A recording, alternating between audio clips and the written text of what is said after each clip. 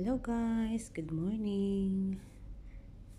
Maggata tayo ng tulingan. Ayan, nilagay ko na yung mga sibuyas dyan, luya at saka bawang. Nilagay ko na rin yung panggata.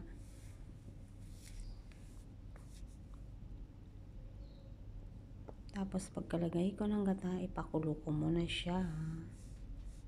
Ayan lang, simpleng gata lang guys. Ilang pirasong tulingan lang naman yun. Ayan, tulingan na prito na rin yan. Prinito ko muna siya.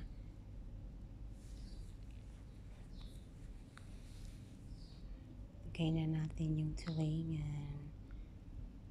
Halo-haluin ko muna, saka ilagay. Tapos pag kumulo na yung gata, at naluto na rin yung mga ricado, saka ko ilagay yung tulingan. Ayan, tinikman ko lang siya.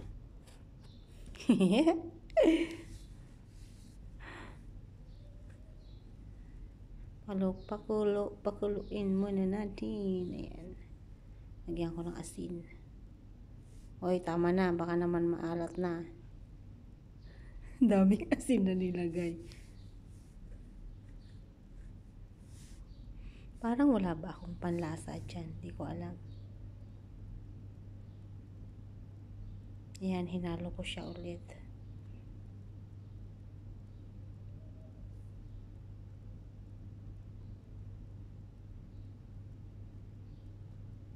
May halo.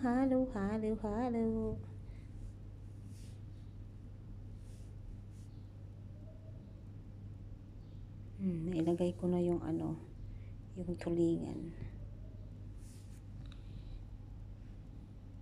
Tapos ayan, pakuluin natin ulit yan. Ayusin ko lang muna ang pagkalagay ng tulingan. Ilang beses ko yan tinikman, parang walang lasa.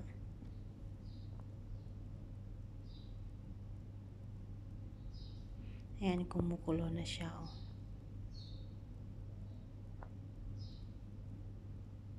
Tapos nilagay ko na rin yung pechay. Ayan, pechay yung nilagay ko. Dinamihan ko ang pechay kasi yan ang papapakin ko, tsaka yung isda lang.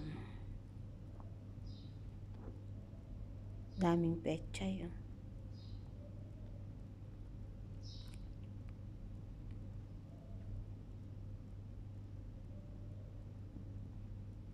Masarap kasi pagka maraming pechay. Tapos yan lang ang papakin ko. Tapos kukuha ko ng isang isdang peraso. Tapos ayan na, ayan. Sobra naman yata yung pechay, kadami.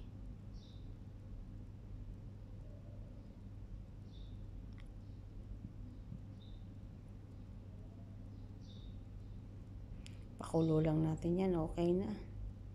Madali lang naman maluto yan eh. May kamaritesan ako dyan guys, si ate yung kasama namin sa vlog. Thank you for watching.